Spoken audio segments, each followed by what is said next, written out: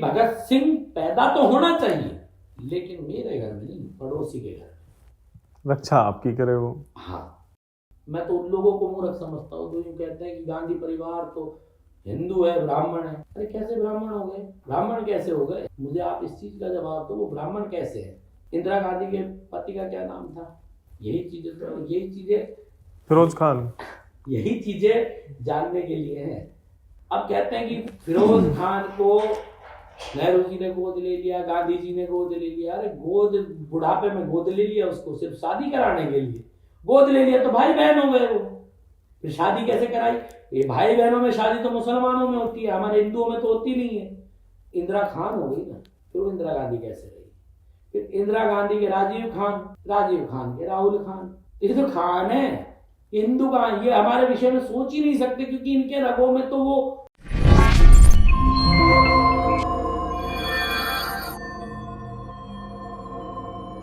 आपका सनातन धर्म में मैं देखता हूँ पिछले कई वर्षों से आप रामलीलाओं का आयोजन भी कराते हैं, आप रामलीला में भी विभिन्न भूमिका निभाते हैं।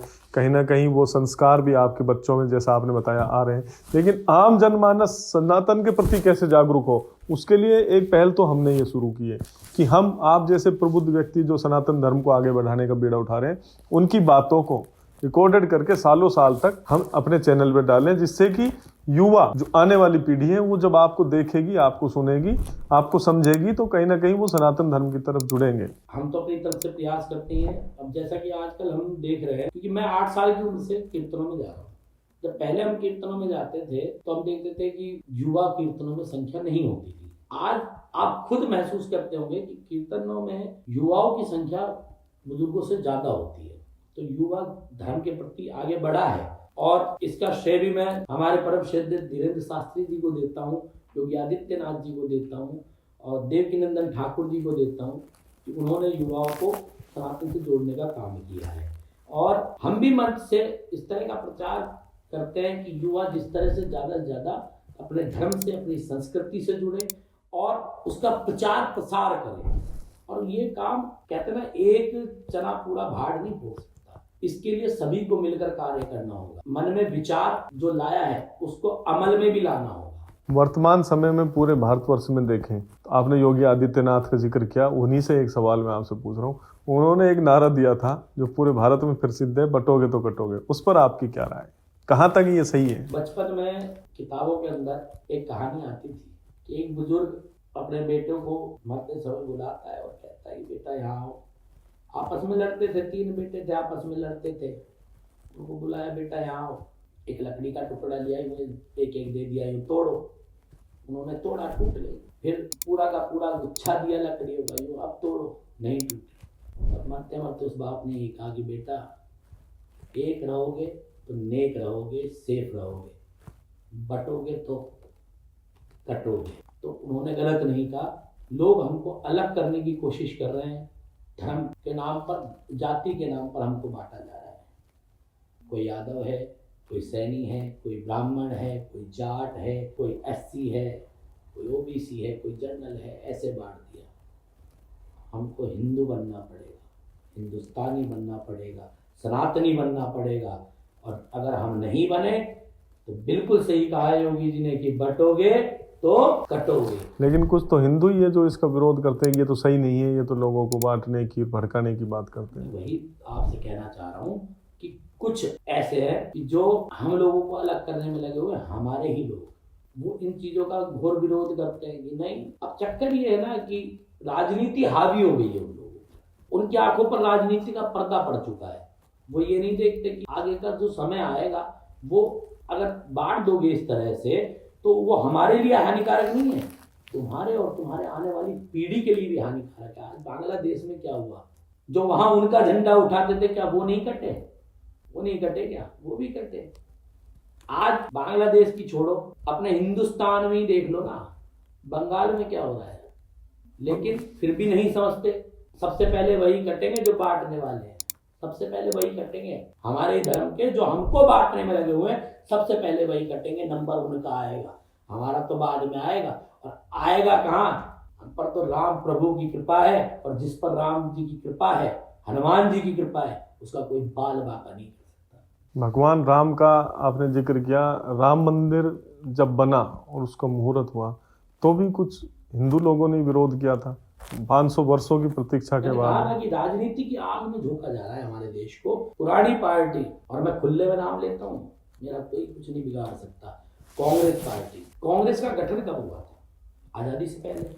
आज़ादी से पहले कांग्रेस का गठन हुआ। जब आज़ादी हमारे देश को मिल गई, वो आज़ादी की लड़ाई लड़ने के लिए कांग्रेस का गठन हुआ था। आज़ादी जब देश को मिल गई, उसके बाद में महात्मा गांधी जी ने कहा था कि आप इस कांग्रेस की कोई जरूरत नहीं है, आपको राजनीति में आना है तो कोई दूसरी नाम से किसी दूसरी पार्टी को बना करके आप राजनीति में आओ। लेकिन उनकी भी इसमें नहीं चली। नेहरू परिवार ने पता था कि अगर कांग्रेस खत्म तो हम खत्म, वो कांग्रेस रखी गई। और कांग्रेस का शुरू से ही ये चलन रहा, वो हिंदुओं के विरोधी पार्टी रही। मैं तो उन लोगों को मूर्ख समझता हूँ जो यूँ कहते हैं कि गांधी परिवार तो हिंदू है, ब्राह्मण है। अरे कैसे ब्राह्मण हो गए? ब्राह्मण कैसे हो गए? मुझे आप इस चीज का जवाब दो, वो ब्राह्मण कैसे है? इंदिरा गांधी के पति का क्या नाम था? यही चीजें फिरोज खान। यही चीजें जानने के लिए हैं।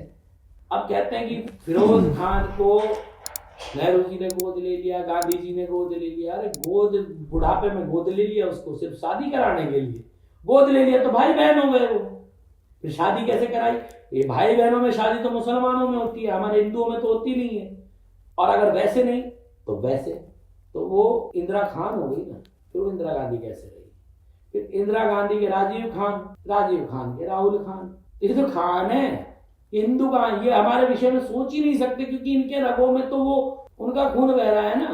लेकिन अब जो पुनः हिंदू राष्ट्र की भावना लेकर हम और आप चल रहे हैं, ये संभव कैसे हो पाएगा? मैंने जैसा कि आपसे पहले भी कहा कि हिंदू राष्ट्र की भावना के लिए, जैसे कि अब धीरेन्द्र शास्त्री जी, नहीं, आपने ये भी कहा कि एक अकेला चना भार नहीं फोड़ सकता। धीरेन्द्र शास्त्री जी के साथ, धीरेन्द्र शास्त्री तो अकेले लाखों लोग साथ चल रहे हैं ना। अगर इसी तरह से पूरा हिंदुस्तान एक साथ चलने लग गया ना, उस दिन ये ओछी राजनीति करने वाले, हमें जाति के नाम पर बांटने वाले, ये एक नहीं दिखेंगे।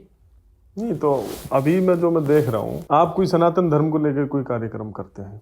मैंने अभी तिजारा की गौशाला में अखंड रामायण पाठ का आयोजन करवाया। उसमें हमने पिछले 10 दिन तक खूब प्रचार प्रसार किया, सोशल मीडिया में, व्यक्तिगत फोन किए। मुश्किल से 1000 लोगों ने यूट्यूब पर ऑनलाइन देखा, लाइव चला था, और 24 घंटे में 200 लोग वहां पहुंचे। ऐसे कैसे सनातन धर्म आगे बढ़ेगा? मैं एक चीज कही थी कि जब 15 या 26 जनवरी को ध्वजारोहण होता है, उस टाइम खून खोलता है। केरला फाइल देखने जाते हैं तब खून खोलता है, कश्मीर फाइल देखने जाते हैं तब खून खोलता है, बाहर निकलते खून ठंडा हो जाता है। ये सबसे बड़ी कमी है हम हिंदू।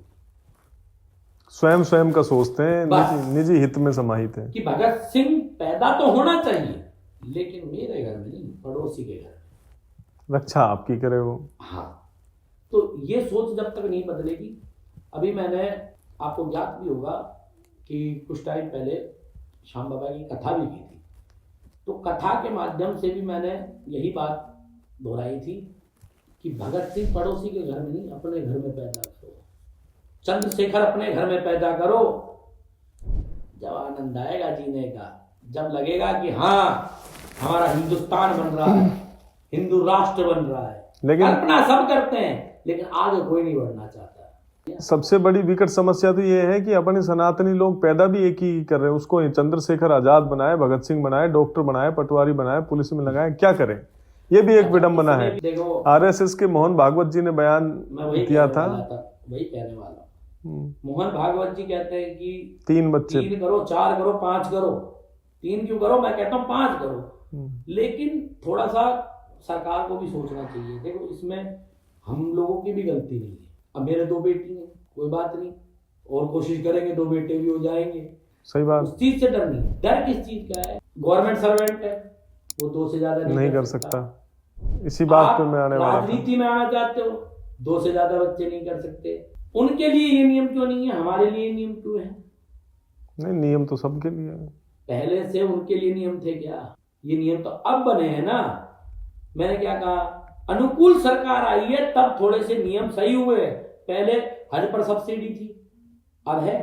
हमारे हिंदू मंदिरों का पैसा ले जा के उनके मदरसों में लगाया जाता था, उनको हज में 80% 90% सब्सिडी दी जाती थी, यानी बिना खर्चे के वो हज करने जाते थे।